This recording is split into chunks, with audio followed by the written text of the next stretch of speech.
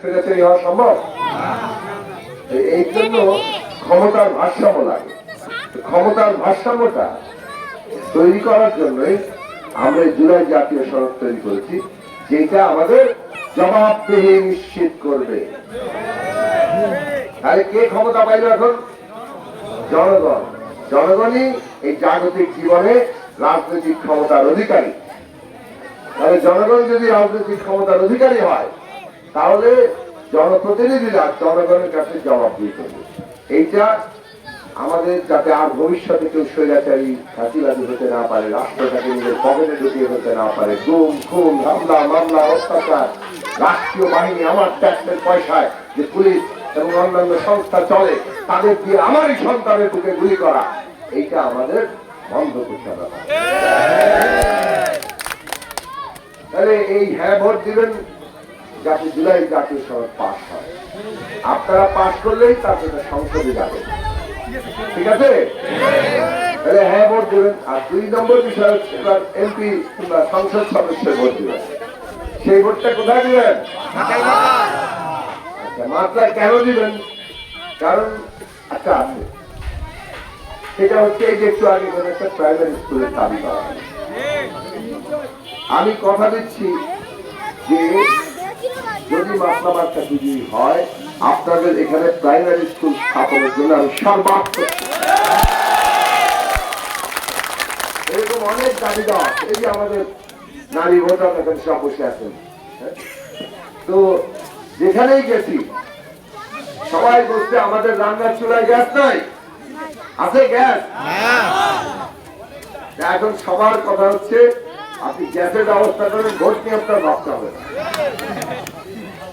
এখন ধরেন পাইপলাইনের গ্যাস তো সরকার সিদ্ধান্ত নিয়ে বন্ধ করেছে, বাসা বাড়িতে আর কোথাও বাংলাদেশের পাইপলাইনে গ্যাস দেওয়া হচ্ছে না। কিন্তু এলপিজি সিলিন্ডার তো আছে। এলপিজি সিলিন্ডার যাতে প্রত্যেক ইউনিয়ন থেকে পর্যাপ্ত সরবরাহ হয়, সেইটা আমরা নিশ্চিত করব। এটা হচ্ছে একটা কাজ। আর আমরা একটা দীর্ঘদিন ধরে একটা বিষয় নিয়ে দাবি করে আন্দোলন করতেছি, সেইটা সরকারের কাছে তুলে ধরবো যে প্রত্যেক পরিবার মাসে একটা সিলিন্ডার, একটা পরিবার মাসে একটা সিলিন্ডার কম দামে পাবে। রেশনিং যেমন থাকে, একটা কম দামে পাবে।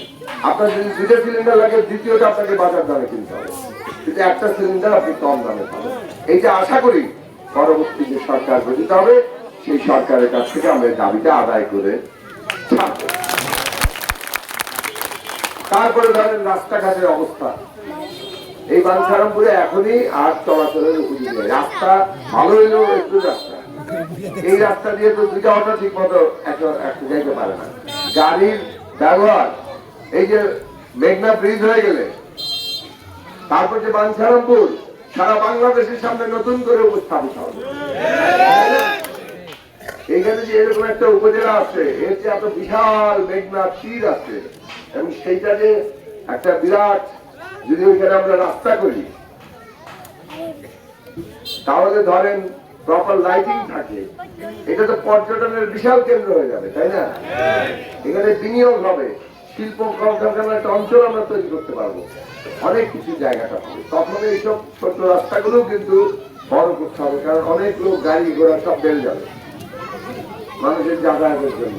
যারা ঢাকায় থাকে তারা প্রাইভেটে আসা শুরু করবে, কারণ মাত্র 1.5 ঘন্টা লাগবে বাঞ্ছারামপুর আসতে।